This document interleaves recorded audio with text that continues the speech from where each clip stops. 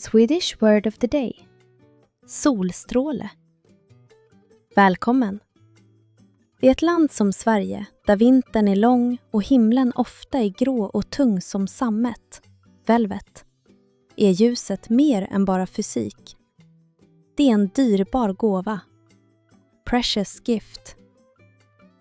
Stellan sitter på sitt favoritcafé och tittar på frostrosorna på fönstret. Han förstår varför svenskar älskar solen. Men idag letar han efter en annan sorts värme. Han letar efter en person som bär sommaren inom sig. För att förstå magin måste vi titta på ordets uppbyggnad. Solstråle är ett sammansatt ord. Compound word. Först har vi sol, sun. Sedan har vi stråle, ray or beam. Tillsammans blir det en sunbeam. Men i Sverige är det en av de finaste komplimangerna man kan ge. Det betyder att en person inte bara känner glädje utan att de utstrålar den och bryter mörkret som en gyllene pil av ljus. Elara är en sån person. Uttalet. Punkt. Pronunciation. Är viktigt för att fånga ordets skönhet. L i sol är mjukt och lätt.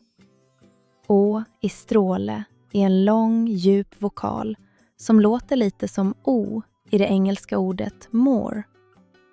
Stellan viskar ordet för sig själv. Sol, stråle. Det känns melodiskt, som en rytmisk dans som värmer hans läppar medan den kalla vinden viner utanför kaféets dörr. Dörren till kaféet öppnas och atmosfären förändras direkt. Elara kommer in och skakar snön från sin kappa. Hon är så vacker. Men det är inte bara hennes utseende som lockar allas blickar. Det är hennes energi. Hon går in med ett leende som känns som vårens första dag.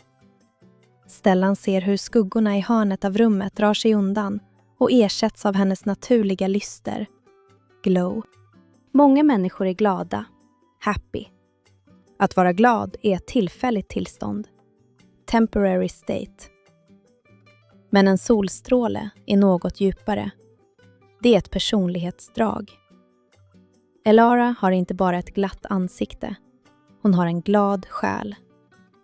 När hon skrattar åt något som baristan säger inser Stellan att hennes glädje är en gåva hon ger till alla i rummet.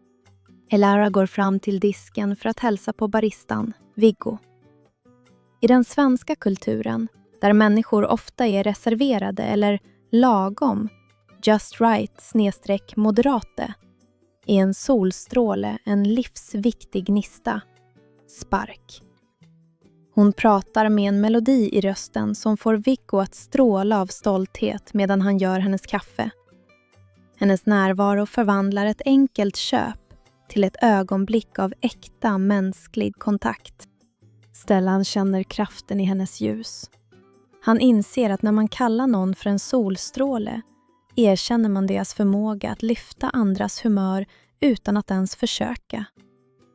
Det är ett ord fyllt av tacksamhet, gratitude.